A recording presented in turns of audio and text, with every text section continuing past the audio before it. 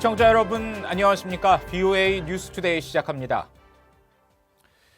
스웨덴 미북 실무 협상이 결렬된 이후 처음으로 트럼프 대통령이 북한 관련 발언을 했습니다. 이 협상에 대해서는 밝히지 않고 김정은 위원장과의 친밀한 관계를 강조했는데 또다시 전화 통화를 언급했습니다. 첫 소식 함지아 기자가 보도합니다. 도널드 트럼프 대통령은 21일 백악관 강요회의에서 터키와 시리아 문제 등 외교 현안에 대한 성과를 자찬하며 북한 이야기를 꺼냈습니다.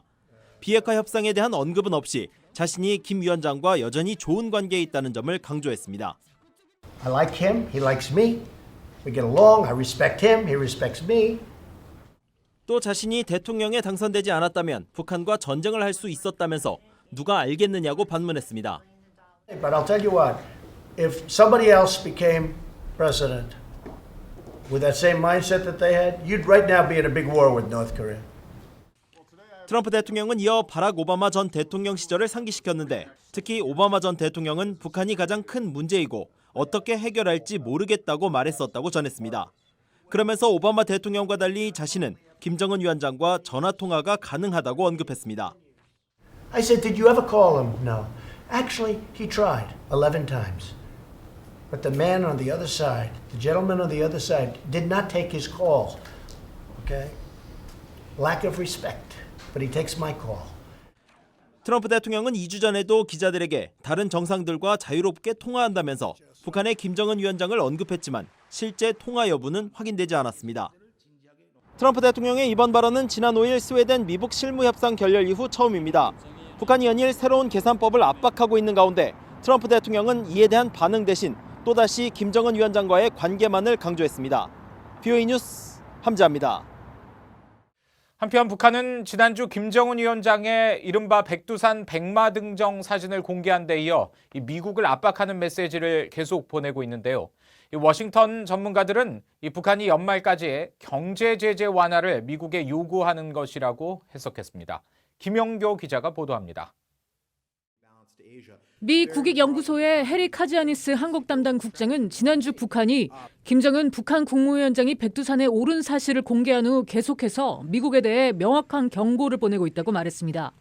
I think they've made it very clear that if really nothing changes in the U.S. negotiating position between now and December 31st, we're going to be back to a time of tension.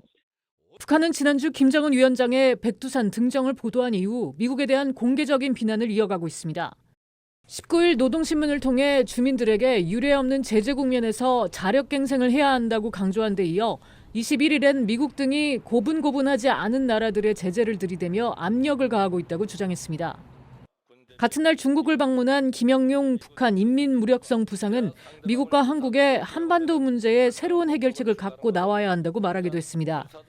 북한의 이런 수사는 다시 한반도의 지정학적 긴장감을 높여 미국의 양보를 얻어내려고 하는 것이란 분석입니다. I think North Korea is continuing to act in accordance with its playbook that is really 70 years old. It tries to raise tension or conduct provocations in order to get political and economic concessions.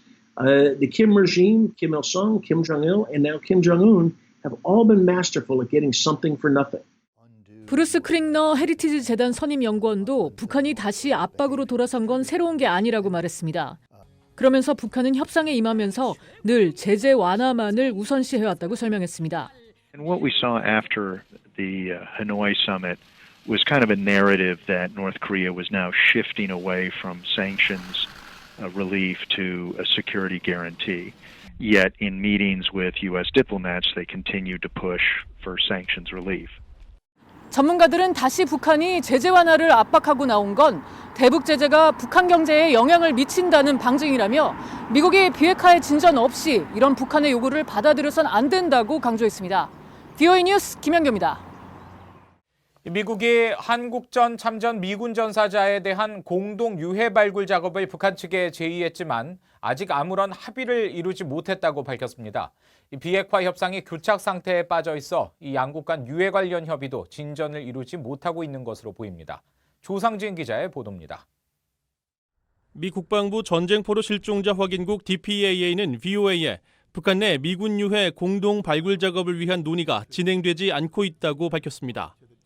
DPAA의 케네스 호프만 대변인은 북한 측에 2020 회계연도에 공동 현장 조사 활동을 위한 계획서를 작성해 제안했으며 답변을 기다리고 있다면서 북한 인민군 측이 관련 회담 제안에 응하기를 기대하고 있다고 말했습니다.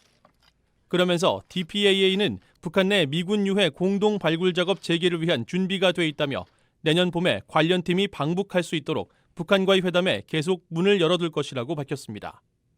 2005년 이후 중단된 유해 공동 발굴을 위해 실무 협상을 갖자는 미국 측의 제안에 북한이 아무런 응답을 하지 않고 있는 것으로 보입니다. 앞서 8월 랜달 슈라이버 미 국방부 차관보가 날씨와 활동 지역을 고려할 때 내년 봄이 최적기라며 북한의 공동 발굴 작업을 제안했고 이어 켈리 맥키그 DPAA 국장이 내년 봄 발굴팀 파견 가능성을 언급하기도 했습니다. Regrettably, we were not able to make an arrangements with the North Korean Army to conduct field operations this year, but we're optimistic and remain open to having discussions such that we can send our teams back to North Korea in the spring of 2020. 그러나 미북 간 유해 공동 발굴 작업 논의는 양국 간 정치적 상황에 따라 영향을 받아왔던 전례에 비춰봤을 때 당분간 이뤄지기 쉽지 않을 것으로 보입니다. 북한은 싱가포르 1차 미북 정상회담 직후 지난해 7월에는 미군 유해 55상자를 송환하는 등 적극적으로 협의에 나서는 모습을 보였습니다. 그러나 2차 하노이 미북 정상회담이 합의 없이 끝나면서 북한과의 공동 유해 발굴 작업 재개 노력도 진전을 이루지 못하고 있습니다. 비핵화 협상이 다른 사안에도 영향을 주고 있는 것인데 미군 유해 송환은 인도주의적 문제인 만큼 정치적 상황에 좌우돼서는 안 된다는 지적도 나오고 있습니다. BOA 뉴스 조상진입니다. 미국 법원이 대북 제재 위반으로 압류된 뒤 경매 처리된 북한 선박 와이즈 어네스트호에 대해 최종 몰수 판결을 내렸습니다. 미 뉴욕 남부 연방법원의 케빈 카스텔 판사는 21일 와이즈 어네스트호가 원고인 미국 정부에 몰수된다는 내용을 담은 판결문에 서명했습니다. 이번 판결로 와이즈 어네스트호의 매각 비용은 오토 원비어의 유족과 북한에 납치됐다 사망한 것으로 알려진 김동식 목사의 유족들에게 전달됩니다. 앞서 미 검찰은 올해 5월 대북 제재를 위반한 와이즈 어네스트호에 대한 민사 몰수 소송을 제기한 뒤 비용 증가 등을 이유로 판결 전 판매를 승인받아 경매를 통해 매각한 바 있습니다. 이 북한의 핵무기 보유는 북한의 안전 보장을 위한 해결책이 아니며 오히려 핵 사고나 핵 전쟁의 위험을 크게 늘릴 것이라고 노르웨이의 반핵 단체가 지적했습니다.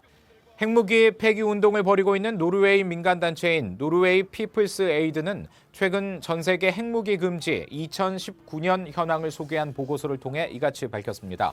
보고서는 북한을 전 세계에서 핵무기를 보유한 9개 국가에 포함시키고 북한이 현재 20개에서 30개의 핵무기를 보유하고 있으며 핵물질을 계속 생산하고 있어 핵무기 수가 늘어날 수 있다고 전망했습니다. 그러면서 북한이 최근 탄도미사일 시험을 재개하면서 긴장을 고조시키고 있다며 미국과 북한 모두 핵 선제 공격 가능성을 배제하지 않고 있어 양국 간 핵전쟁이 일어날 수 있는 위험이 커지고 있다고 우려했습니다. 미국 정부가 인신매매 피해 보호자법에 근거해 연방정부 자금 지원을 금지하는 대상에 북한을 또다시 포함시켰습니다. 도널드 트럼프 대통령은 최근 마이크 폼페오 국무장관에게 보낸 메모에서 북한과 중국, 러시아, 이란, 시리아 등 13개 나라를 2020 회계연도 특정 자금 지원 금지 대상으로 지정했다고 백악관이 밝혔습니다. 이에 따라 미 정부는 해당 국가에 인도주의적 차원의 지원이나 무역 관련 자금 거래를 제외한 다른 지원을 제공해서는 안 되며 해당국 정부 당국자들에 대한 미 정부 차원의 교육과 문화 프로그램 자금 지원도 금지됩니다. 이와 함께 다자개발은행과 국제통화기금의 미국 대표들에게 해당 국가에 대한 자금 대출과 기금 활동을 하지 못하도록 최선의 노력을 기울이도록 했습니다. 세계 동물보건기구 OIE는 한반도에서의 아프리카 돼지열병 발병 사례 확산에 매우 우려하고 있다며 감염 실태와 관련한 북한의 투명성을 촉구했습니다. OIE 대변인은 실은 21일 BOA에 보낸 이메일에서 한반도에서 돼지열병 확산을 막기 위해서는 남북한 간의 방역 공조가 필요하다고 강조했습니다. 그러면서 영내 돼지열병 바이러스 감염 사례가 증가함에 따라 동물보건기구는 북한 당국으로부터 관련 추가 정보를 얻기 위해 계속 노력하고 있다고 밝혔습니다. 세계동물보건기구는 북한이 지난 5월 30일 돼지열병 첫 발생 통보 이후 추가 정보를 제출하지 않고 있다며 북한의 동물 감염 사례를 보고할 의무를 다하도록 촉구하기 위해 지속적으로 연락을 취하고 있다고 설명했습니다. 이상으로 VOA 뉴스투데이 마칩니다. 함께해 주신 여러분 고맙습니다.